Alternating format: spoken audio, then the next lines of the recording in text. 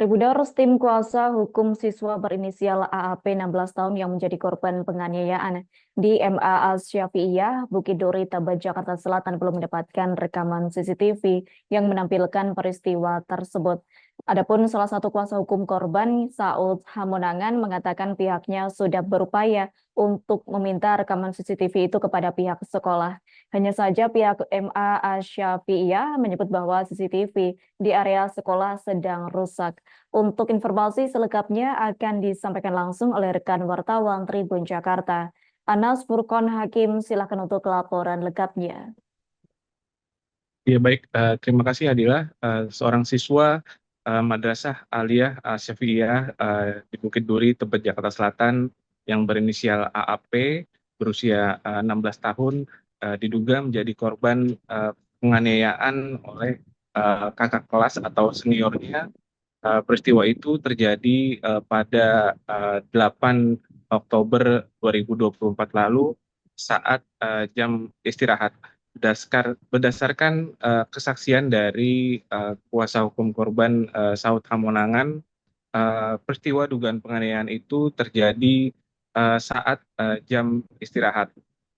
Korban tiba-tiba ditarik keluar ke area sekolah, kemudian langsung dipukuli secara membabi-buta hingga akhirnya korban babak belur dan mengalami sejumlah luka di bagian wajahnya. Bahkan korban AAP sempat tak sadarkan diri hingga akhirnya koma selama kurang lebih 5 hari sebelum akhirnya korban bisa sadarkan diri. Kuasa hukum korban Saud Hamonangan juga menyebut bahwa pihaknya sedang berupaya untuk mencari rekaman CCTV yang menampilkan detik-detik saat korban ditarik keluar oleh sejumlah pelaku.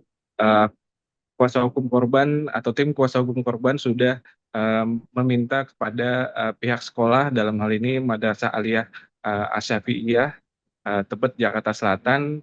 Namun pihak sekolah menyatakan bahwa CCTV yang merekam kejadian itu sedang rusak. Saud pun mempertanyakan apakah CCTV itu benar-benar rusak atau sengaja dirusak.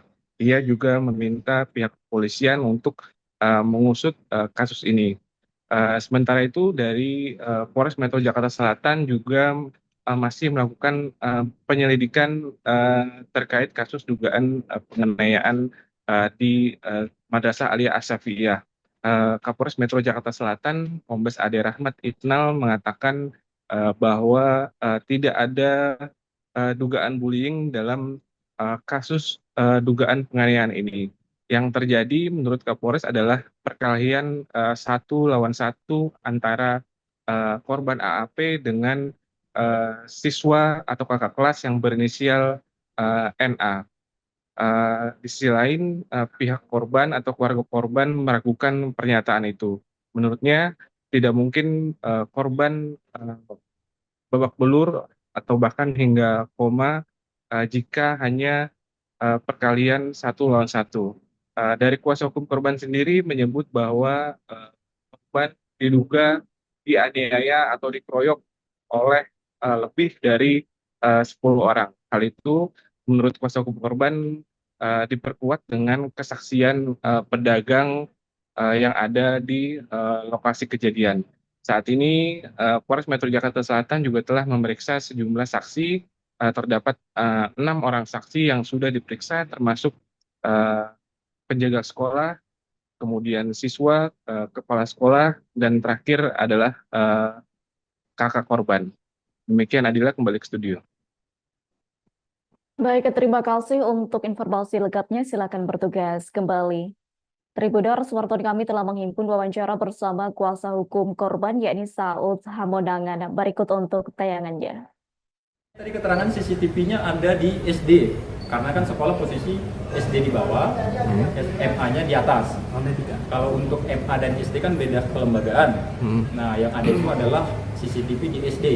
Nah, ini juga statement dari kepala sekolah MA-nya bahwa CCTV itu rusak. Nah, ini juga saya tidak tahu kenapa tiba-tiba pas kejadian CCTV bisa rusak.